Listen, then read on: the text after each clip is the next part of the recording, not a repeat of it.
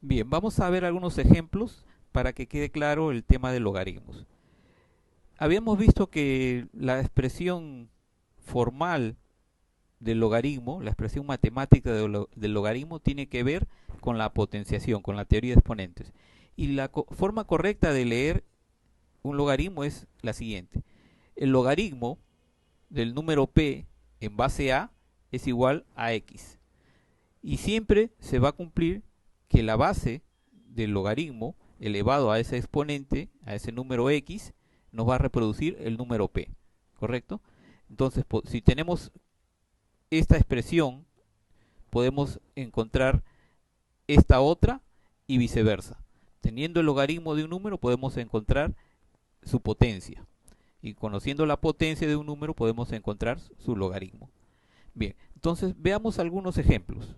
Vamos a preguntarnos cuál sería, por ejemplo, el logaritmo del número 1 en base 2.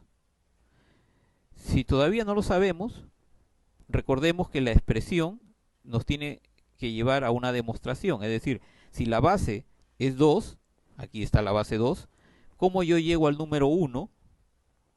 ¿No? A través de la base 2.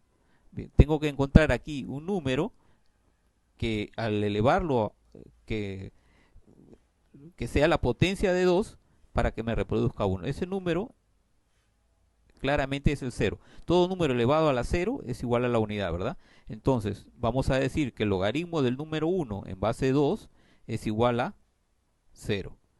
Y si nos preguntamos ahora, ¿cuál será el logaritmo en base 2 del número 2?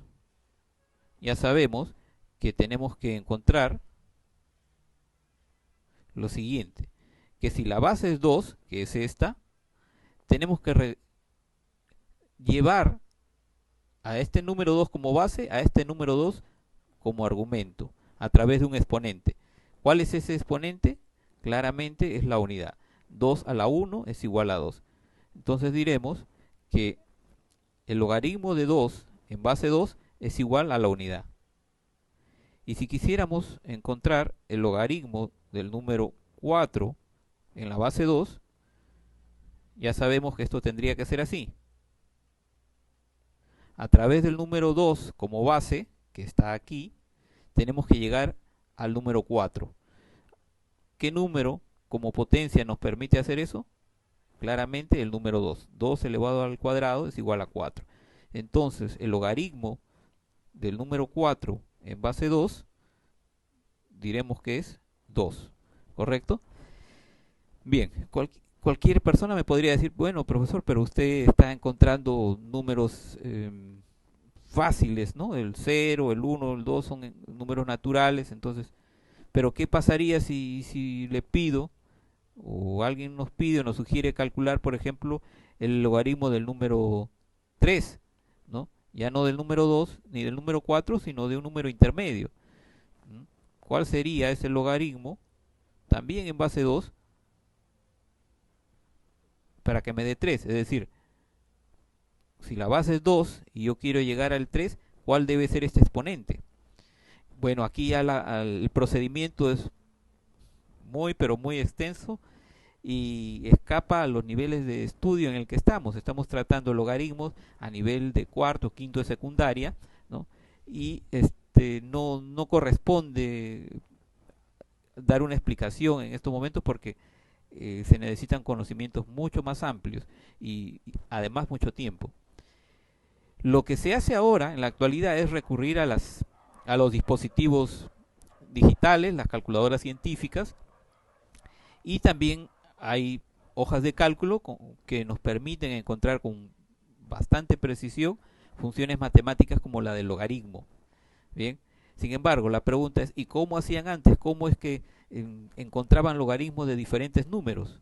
Pues bien, ellos lo hacían a través de tablas, es decir, ya hubo, hubieron muchos matemáticos que, dada la utilidad de esto, simplemente se echaron a calcular logaritmos de una gran cantidad de números, ¿no? De manera tal que sus publicaciones alcanzaban volúmenes de cientos de páginas. Fíjense ustedes, por ejemplo, aquí, vamos a ver, esta tabla de aquí dice tabla de los logaritmos vulgares, está en base 10, de los números desde el 1 hasta el 20.000. Eso no es nada, hay tablas que obtienen logaritmos de números de 30.000 a 100.000 y a más, a números mucho más grandes, ¿no? La tabla de logaritmos naturales y de otras bases eh, fueron muy útiles en su momento y permitieron el desarrollo, por ejemplo, de actividades como el de la construcción, la navegación, la astronomía, la geodesia, entre otras, ¿no? Afortunadamente ahora tenemos ya dispositivos que nos permiten hacer cálculos muy precisos de cualquier número exactamente, ¿no? Además, equivaldría a que alguien me diga, ¿sabes qué? Vamos a conversar por celular, pero no con voz, sino a través de clave Morse, es decir, con sonidos, en donde tenemos que definir que un punto puede ser la A, un punto y una raya puede ser otra letra y así.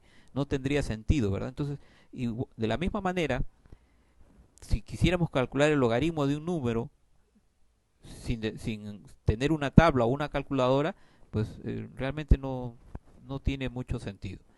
Bien, lo que queda ahora es explicar aquellas propiedades que permitieron la difusión tan rápida y tan extensa a nivel mundial de los logaritmos, ¿no?